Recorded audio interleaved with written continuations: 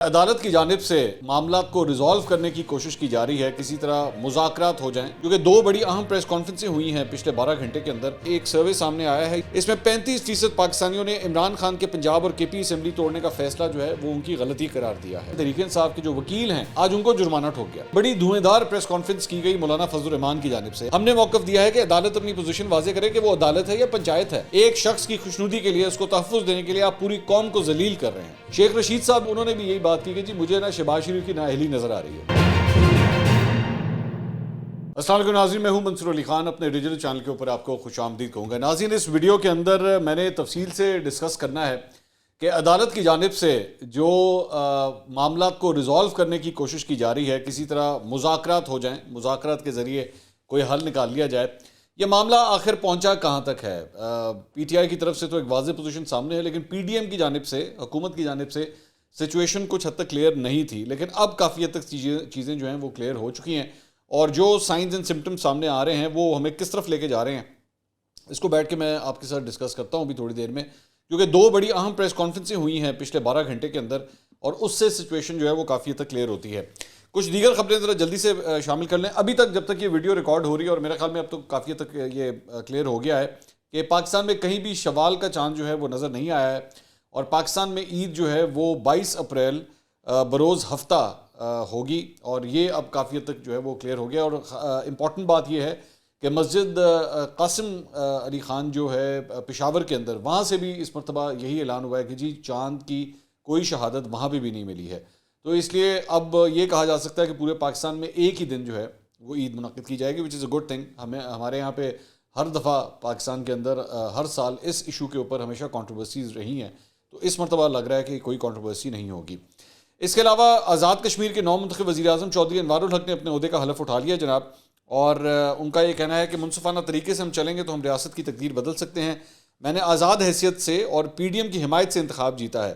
اچھا، اس میں بڑی ایک انٹرسٹنگ بات ہے کہ اظہر مشوانی، یہ جو ان کے سوشل میڈیا کو ہینڈل کرتے ہیں پی ٹی آئی کے، جن کو پچھلے دنوں اٹھا بھی لیا گیا تھا، انہوں نے پہلے ایک ٹویٹ کی اور ٹویٹ کیا کہ جی تحریک انصاف کے نامزد امیدوار چودھری انوار الحق بلا مقابلہ وزیر اعظم آزاد کشمیر منتخب۔ میرے خیال میں پتہ نہیں تھا تب تک کہ بھائی جان یہ تحریک انصاف کے امیدوار نہیں ہیں، بلکہ پوری اپوزیشن نے مل کے جو ہے، اور آپ کی پارٹی کے اندر ایک فارورڈ بلاک بنا کے یہ سلیکشن کروائی ہے۔ اور میں تو کچھ اور بھی صورتحال اس معاملے میں جانتا ہوں کہ یہاں پہ کیا ہوا ہے۔ بہت کوشش کی گئی، جو تنویر صاحب ہیں جو پچھلے وزیر اعظم تھے، انہوں نے بھرپور کوشش کی کہ کسی طرح وہ اپنے آپ کو جو ہے وہ اگلے وزیر اعظم کے طور پہ بھی جو ہے منتخب کروا لیں، لیکن پی ٹی آئی کے اندر جو ہے بغاوت ہو چکی ہوئی تھی، اور لوگوں نے جو ہے وہ ان کو ووٹ دینے سے پوری طرح انکار کر دیا، جس کے بعد الٹیمیٹلی یہ چودھری انوار الحق کو ہی جو ہے وہ وزیر اعظم منتخب کیا گیا۔ اچھا جی، اس کے علاوہ ایک institute for public opinion research کی جانب سے ایک سروے سامنے آیا ہے۔ یہ سروے بڑا امپورٹنٹ ہے، اس سے کچھ فیکٹس اینڈ فگرز جو ہے ہمیں کچھ حد تک پتہ لگتے ہیں۔ اس میں 35% پاکستانیوں نے عمران خان کے پنجاب اور کے پی اسمبلی توڑنے کا فیصلہ جو ہے وہ ان کی غلطی قرار دیا ہے۔ اس کے علاوہ 16% Pakistani chairman P T I کے اقدام کے حامی نظر آئے، اور لیکن 35% نے کہا کہ جی یہ غلط تھا۔ 51% پاکستانیوں نے پنجاب اور کے پی اسمبلی کے انتخابات قومی اسمبلی کے ساتھ کروانے کی حمایت کر دی ہے، اور 54% نے مخالفت کرتے ہوئے قومی اور صوبائی اسمبلی کے انتخابات الگ الگ کروانے کی بات کی ہے۔ 77% پاکستانیوں نے موجودہ سیاسی حالات میں تمام سیاستدانوں اور اداروں کو مل کر ملکی مسائل حل کرنے کا بھی مشورہ دیا ہے۔ اور مہنگائی کا ذمہ دار کون ہے؟ 49% پاکستانیوں نے موجودہ پی ڈی ایم حکومت، جبکہ 32% نے عمران خان کی سابقہ حکومت کو مہنگائی کا ذمہ دار قرار دیا ہے۔ تو زیادہ میجورٹی موجودہ حکومت کو قصوروار سمجھتی ہے کہ ان کی وجہ سے آج مہنگائی ہے۔ اچھا جی، اس کے علاوہ ایک اور بڑی انٹرسٹنگ ڈیولپمنٹ ہوئی، اور وہ یہ ہے کہ پاکستان تحریک انصاف کے جو وکیل ہیں آج ان کو جرمانہ ٹھوک گیا۔ اور وجہ کیا تھی کہ عید کے تعطیلات کے دوران عمران خان صاحب تو پچھلے 2-3 دن سے بات کہہ بھی رہے ہیں، انہوں نے پٹیشنز بھی فائل کی تھی کہ جی پولیس کو جو ہے کسی قسم کے آپریشن سے جو ہے وہ روکا جائے۔ ان کو اس بات کا شک ہے کہ پولیس جو ہے وہ الیکشن کہہ رہا ہوں، عید کے دنوں کے اندر جو ہے کوئی آپریشن کرے گی اور ان کی گرفتاری بھی ہو سکتی ہے۔ اب اس سلسلے میں بشرا بی بی کی جانب سے لاہور ہائی کورٹ میں ایک درخواست دائر کی گئی، اور ان کی جو وکالت تھے وہ وکیل اظہر صدیق کر رہے تھے۔ اظہر صدیق جو ہے وہ پاکستان تحریک انصاف کے زیادہ تر کیسز کے اندر وہی وکیل ہیں، تو بشرا بی بی کی جانب سے اس مرتبہ انہوں نے وکالت کی۔ اس میں یہ کہا گیا کہ جی اطلاعات ہیں کہ عید کی تعطیلات میں زمان پاک میں آپریشن ہوگا. پہلے بھی عمران خان کی غیر موجودگی میں پولیس نے گھر پر حملہ کیا تھا. پولیس کو عید کی تعطیلات میں زمان پاک میں آپریشن کرنے سے روکا جائے. تو ان کے جو وکیل تھے اظہر صدیق، انہوں نے کہا کہ آپریشن کی ہمارے پاس مصدقہ اطلاعات ہیں. جج صاحب نے کہا کہ یہ خدشات کی بنیاد پر کیا ہو سکتا ہے، آپ کو یہ درخواست دائر ہی نہیں کرنی چاہیے تھی، یہ معاملہ پہلے ہی 5 رکنی بینچ کے سامنے ہے. انہوں نے وکیل صاحب نے کہا کہ جی وہ درخواست ہراساں کرنے کے حوالے سے تھی. تو جج صاحب نے کہا کہ یہ درخواست بھی وہی ہے، آپ چڑھاتے بھی ہیں، کیوں نہ درخواست کو جرمانے کے ساتھ ہم خارج کر دیں. آپ کی ایسی درخواستوں سے عدالت کا کتنا وقت ضائع ہوا ہے. عمران خان والے کیس میں لارجر بینچ آلریڈی یہ سب کچھ سن چکا ہے. اس کے بعد وکیل اظہر صدیق کو 1 لاکھ روپے جرمانہ کر دیا گیا اور ان کی یہ درخواست بھی جو ہے وہ خارج کر دی گئی. تو ایک ڈیولپمنٹ یہ ہوئی ہے. اس کے علاوہ ایک بڑی دھویں دار پریس کانفرنس کی گئی مولانا فضل الرحمان کی جانب سے. عام طور پہ وہ گفتگو کرتے ہوئے بڑی مطلب ٹھنڈے طریقے سے عام طور پہ پریس کانفرنسز کرتے ہیں وہ، لیکن اس مرتبہ وہ بڑے غصے میں نظر آئے. اور میں فرینکلی سپیکنگ میں یہ کہوں گا کہ ایون دو مجھے مولانا کی باتوں سے کافی حد تک میں ڈس ایگری کرتا ہوں، لیکن یہ جو پریس کانفرنس تھی میں خود ان کی بہت سی باتوں سے ایگری کرنا چاہوں گا بالکل. اور اس کے اندر انہوں نے کیا کہا، انہوں نے کہا کہ جی عدالت کہہ رہی ہے کہ آپ عمران خان صاحب سے بات کریں اور الیکشن کی کسی ایک تاریخ پر اتفاق کریں. ہم نے موقف دیا ہے کہ عدالت اپنی پوزیشن واضح کرے کہ وہ عدالت ہے یا پنچایت ہے. بالکل ٹھیک کہہ رہے ہیں، میرے خیال میں یہاں پہ انہوں نے بات بالکل درست کی ہے، کیونکہ یہ پنچایتی کام نہیں ہو سکتا. آپ کا کام ہے فیصلہ دینا، آپ فیصلہ دیں. اس میں یہ کون سا کام ہے کہ جی آپ جائیں جا کے اس کے ساتھ بات کریں اور معاملے کو حل کرنے کی کوشش کریں. ایسا نہیں ہونا چاہیے. انہوں نے کہا کہ جی آئین کی روح سے 90 دن میں انتخابات کرانا ناگزیر ہے، لیکن عمران خان کسی تاریخ پر اتفاق کر لیں تو صحیح ہے. یہ کون سا آئین ہے؟ یہ بھی بالکل بات صحیح ہے کہ یہ تو کوئی طریقہ نہیں ہے کہ اچھا جناب اگر بے شک 90 ڈیز سے اوپر جا چکا ہے تو جی عمران خان صاحب کو آپ منا لیں تو سارا کچھ حل ہو جائے گا. انہوں نے کہا کہ جی جس شخص کو سیاست سے باہر رکھنا چاہیے تھا، سپریم کورٹ اسے سیاست کا محور بنا رہی ہے.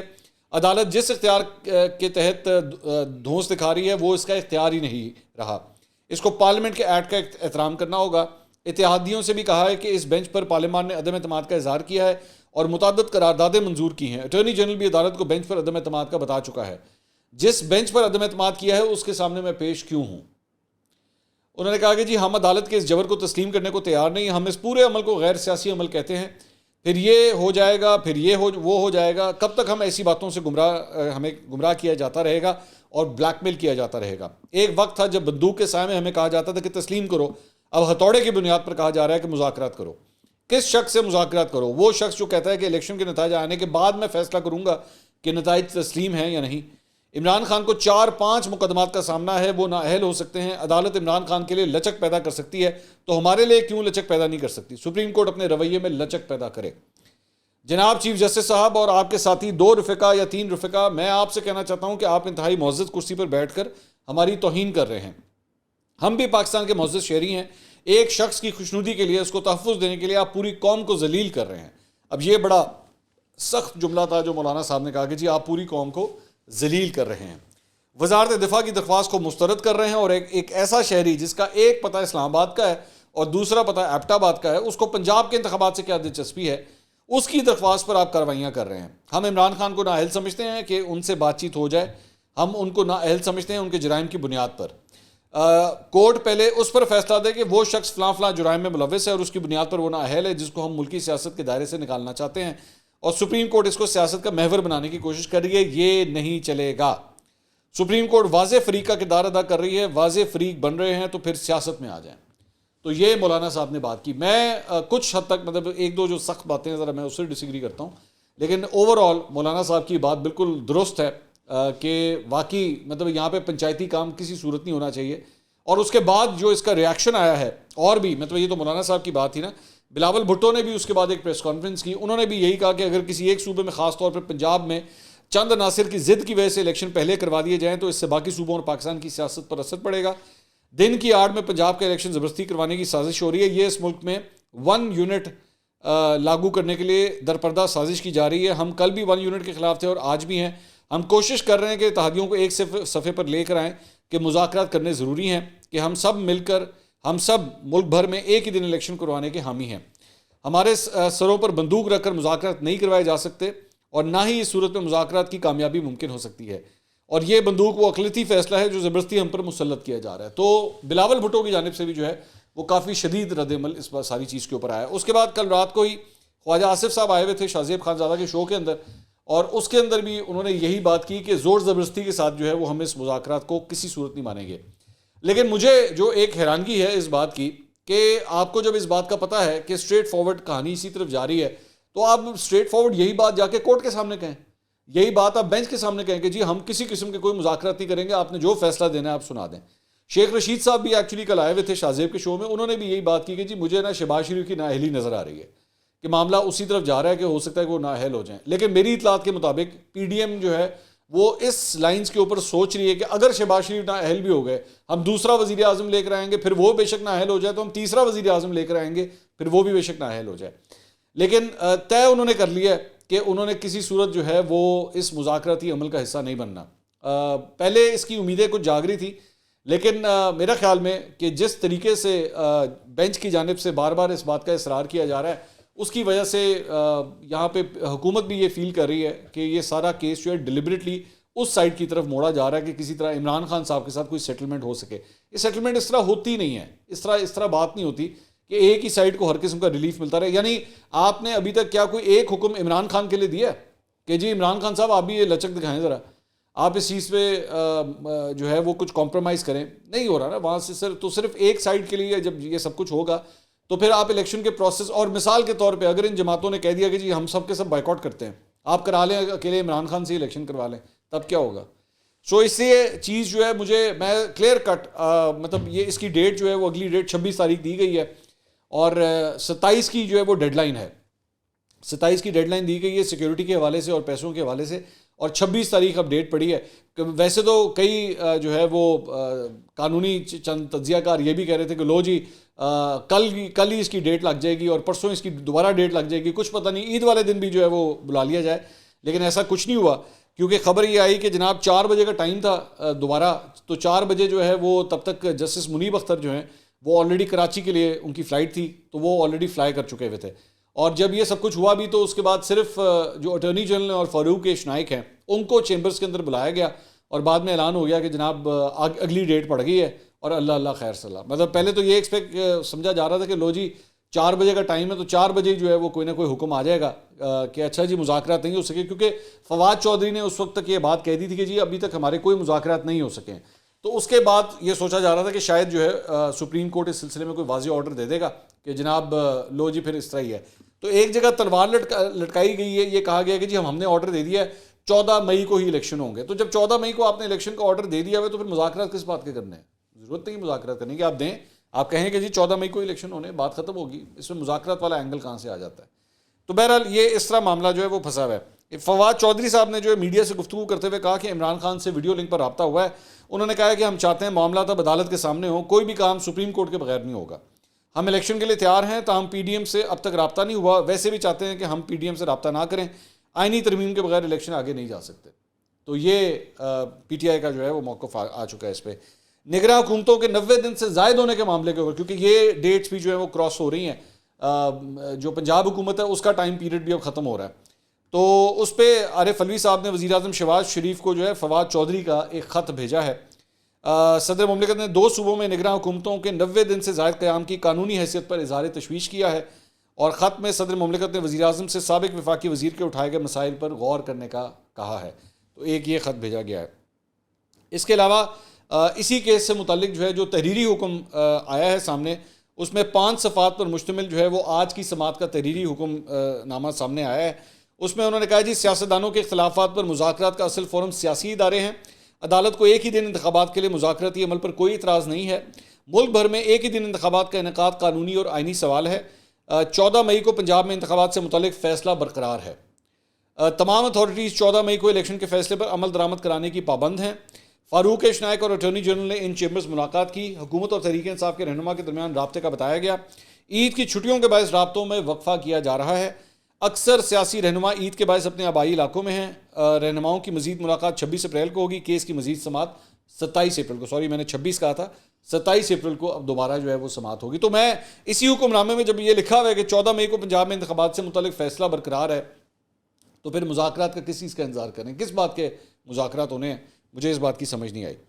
اچھا، اس کے علاوہ پنجاب میں انتخابات کے حوالے سے الیکشن کمیشن نے امیدواروں کے لیے انتخابی نشانات جاری کرنے کے وقت میں توسیع کر کے آج رات اسے 12 بجے تک جو ہے وہ بڑھا دیا ہے، اور اعلامیہ کے مطابق انتخابی امیدواروں کے لیے پارٹی ٹکٹ جمع کروانے کا وقت بھی رات 12 بجے تک اس کو انکریز کر دیا گیا ہے۔ ایک اور جو ایک ڈسٹربنگ خبر ہے جو میں شیئر کرنا چاہوں گا وہ ہے علی امین گنڈا پور کے حوالے سے۔ ان کے بارے میں یہ خبر آئی ہے کیونکہ ان کی ایک لیٹسٹ جو ویڈیو سامنے آئی ہے اس میں ان کے بال کاٹ دیے گئے ہیں۔ اب علی امین گنڈا پور جو ہے وہ کئی سالوں سے آپ نے نوٹ کیا ہوگا بڑے لمبے بال، لمبی لمبی مونچھیں جو ہے وہ رکھتے رہے ہیں۔ میں یہ کہنا چاہوں گا یہاں پہ کہ ان کی گفتگو، انداز سیاست مجھے شدید اختلاف ہے ان سے، لیکن اگر ان کے بال جو ہے وہ زبردستی کاٹے گئے ہیں اور انسلٹ کرنے کے لیے حرکت کی گئی ہے تو I am sorry but it is shameful, absolutely shameful کہ ان کے ساتھ اس طرح کا غیر انسانی سلوک کیا گیا۔ اگر انہوں نے اپنی مرضی سے کاٹے ہیں تو ظاہری بات ہے، میرے پھر کوئی کسی قسم کا کوئی کرٹیسزم نہیں ہے، لیکن اگر تو یہ زبردستی ان کے ساتھ کیا گیا ہے تو یہ بہت ہی غیر انسانی سلوک ہے، کیونکہ یہ اگلے کو ڈیگریڈ کرنے والی بات ہے۔ میں علی امین گنڈا پور کی ماضی کی ہمیشہ جہاں انہوں نے بدتمیزی کی، خواتین کے حوالے سے کامنٹری کی، کبھی بھی مریم نواز کے اوپر بڑی عجیب قسم کے انہوں نے جو ہے جملے کسے، میں نے ہمیشہ ان کو تنقید کا نشانہ بنایا ہے، لیکن اس کا مطلب یہ نہیں ہے کہ کسی کے ساتھ جو ہے غیر انسانی، غیر قانونی جو ہے وہ سلوک برتا جائے۔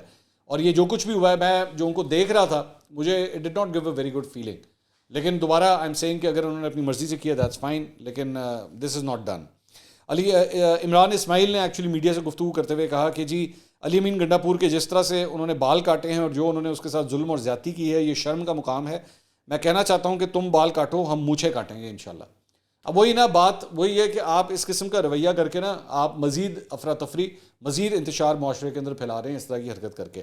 مولانا فضل الرحمان سے جب سوال کیا گیا اس بارے میں کہ ان کے کارکن پکڑے جاتے ہیں، ان کے بال کاٹ دیے جاتے ہیں، ان کے ساتھ باقی چیزیں کی جاتی ہیں، تو مولانا فضل الرحمان نے جو ہے اس بات کے اوپر کہکا لگا کر جو ہے ہنس کے اس بات کے سوال کو جو ہے وہ ٹال دیا۔